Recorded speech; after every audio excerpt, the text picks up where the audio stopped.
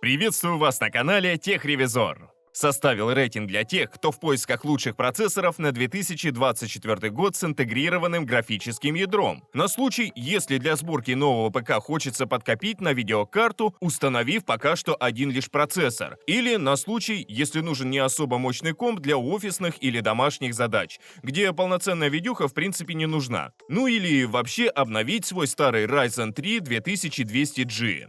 В общем, в этом рейтинге я сделал упор именно на графическую составляющую. Посмотрим, какие процы актуальны к покупке в 2024, на что они сейчас способны и что лучше выбрать под определенные задачи. А чтобы вы могли узнать актуальную стоимость моделей из этого рейтинга, я оставлю в описании под видео ссылки на маркетплейсы. Прежде чем продолжить, подпишитесь на канал и нажмите колокольчик, чтобы не пропустить выход новых обзоров и рейтингов. Ну а теперь приступим. Шестое место топа занимает AMD Ryzen 5 5600G. Сколько бы рейтингов процессоров я не составлял, всегда находится место для Ryzen 5 5600G.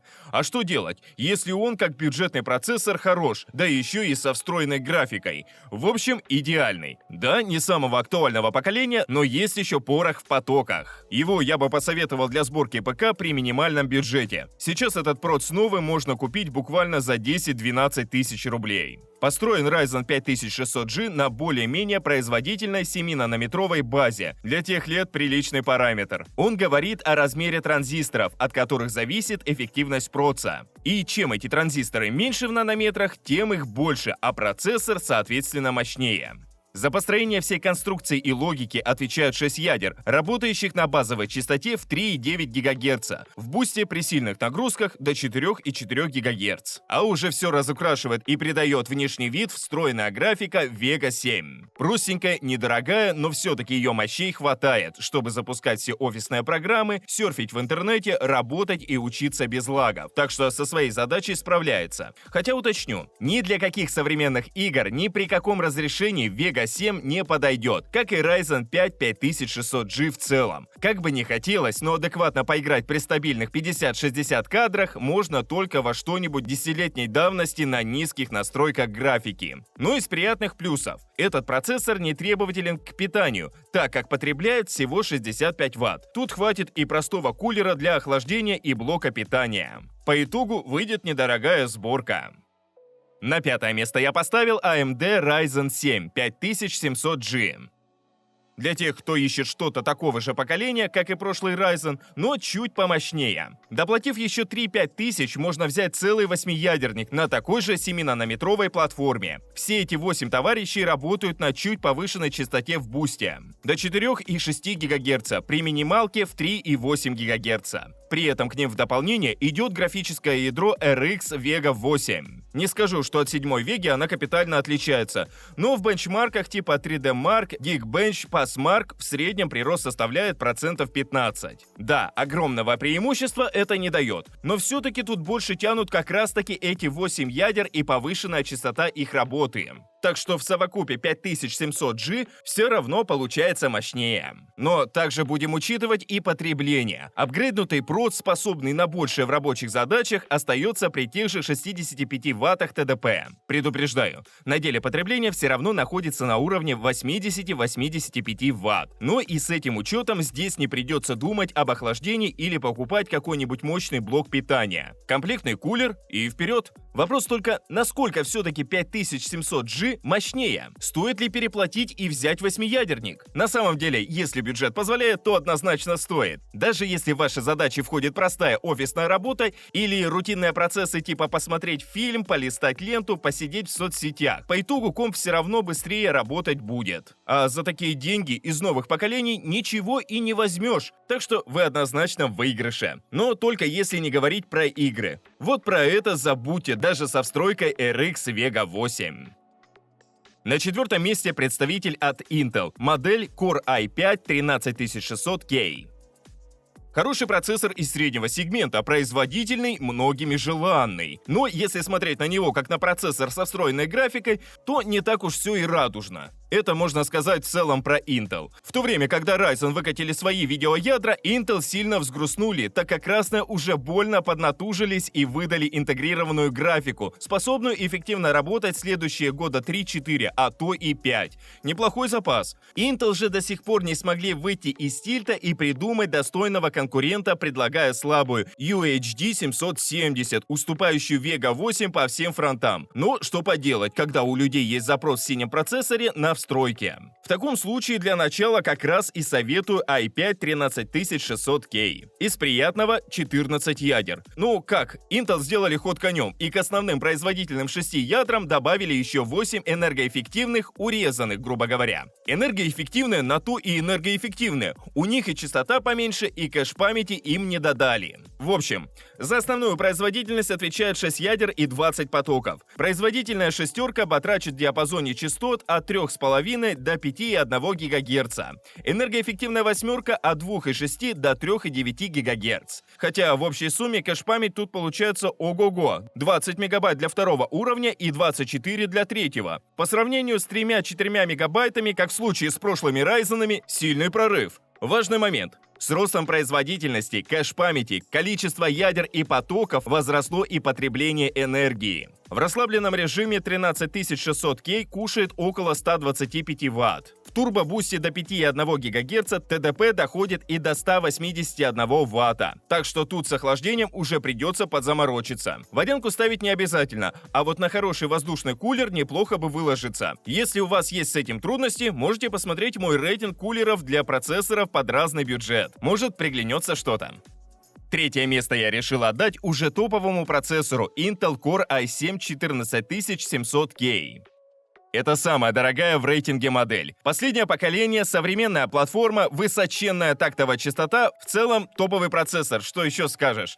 Ну да, только не в плане встроенной графики. Здесь все еще стоит UHD 770, хотя на нем и игры можно запускать. Да, для процессора за такие деньги это не должно быть удивлением, но с такой графикой очень даже. На тестах он показал, что тянет современные тайтлы типа Киберпанка, Хитмана или Форзы Motorsport и Full HD и даже в 2К. С последним, конечно, лучше не горячиться. Так что очень даже прилично получается, как для ПК без видюхи. Отсюда же выплывает и возможность работы с 3D-рендерингом, проектированием, анимацией, монтажом и всем остальным. Само собой, все в пределах нормы, сильно наглеть не стоит. Но на базовом и даже среднем уровне этого процессора на первое время хватит. А что у него внутри? Во-первых, 7-нанометровая платформа. Да, не прорыв. Ryzen это еще 4 года назад показали. Но если учитывать, что прошлый i5 стоит на 10 нанометров, то апгрейд становится существеннее. Во-вторых, 24 потока, 8 производительных ядер, работающих на частоте вплоть до 5 и 6 ГГц, плюс 12 энергоэффективных ядер, в пике до 4 и 3 ГГц. Единственный нюанс – все это прилично греется. В пике ТДП доходит до 220, а то и до 253 Вт. Тут, конечно, зависит от того, как процессор напрягать. Можно и на 150 Вттах жить и не париться. Но на охлаждении и блоке питания все же экономить не стоит. На втором месте AMD Ryzen 5 7600X. А если спуститься на землю, посмотреть на реальное положение дел и понять, что проц за 40 тысяч ну никак не вписывается в картину мира, а что-то поновее все равно хочется, то можно взглянуть на Ryzen 5 7600X. На 20% дороже Ryzen 7 5700G, но в 2 раза дешевле прошлого Core i7. Звучит как неплохое предложение для ПК среднего уровня. Все начинается с обновленной 5-нанометровой архитектуры на AM5 сокете с поддержкой ОЗУ DDR 5 поколения. Только тут AMD не стали разделять ядра по кластерам. У процессора просто 6 ядер, просто 12 потоков, работающих на частоте от 4,7 до 5,3 ГГц.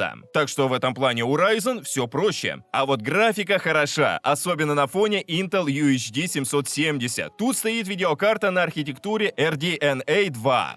И если взять для сравнения одноклассника того же i5 13600K, запустить на этих процессах игры, получается такая ситуация. В GTA 5, Forza Horizon, CSGO, F1 и Fortnite разница составляет в среднем 10-20 FPS. На играх эти процессы не совсем корректно сравнивать, они все-таки не для этого нужны. Но таким образом я просто решил показать разницу между этими встройками. И на каких-нибудь задачах попроще, при запуске офисных программ, работе с базами, документами, таблицами, а тем более, например, с Photoshop и Premiere, тут уж эта встройка покажет преимущество перед UHD 770. Да, и немалый плюс у всего процессора – умеренный аппетит. В лайтовом режиме ему нужно около 105 Вт, в хардкорном примерно около 140.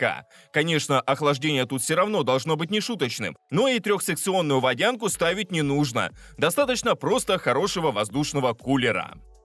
Лидером рейтинга стал AMD Ryzen 7 7700.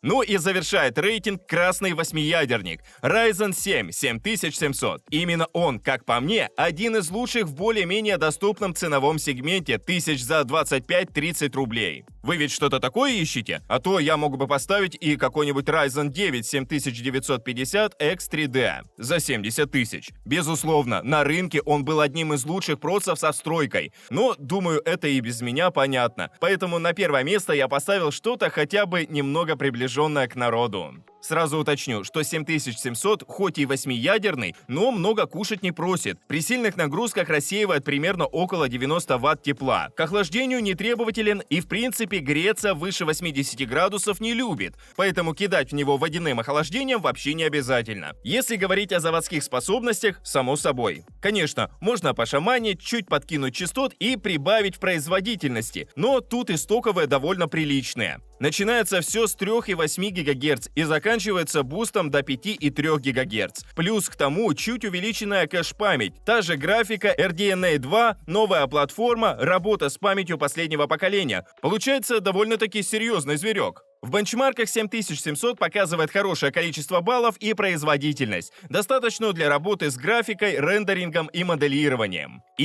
игры он потянет хотя бы на каких-то настройках графики в Full HD. Бесспорно, в идеале бы к нему видеокарту, но Ryzen 7 7700 лучше всего рассматривать как процессор для новой сборки без видюхи, которая будет покупаться позже. Или как апгрейд всей системы, где видюха и не нужна. Так что по итогу Ryzen 7 7700 универсальный и мощный прос что для нового, что для старого ПК, будь он с видеокартой или без, да еще и за такие приятные деньги. На этом мой рейтинг подошел к концу. Стоимость всех моделей рейтинга можно посмотреть по ссылкам, оставленным в описании и закрепленном комментарии. Подписывайтесь на канал, ставьте большие пальцы вверх, а также не забывайте включить уведомления, чтобы первыми узнавать о новых рейтингах и обзорах техники. А с вами была команда канала Техревизор.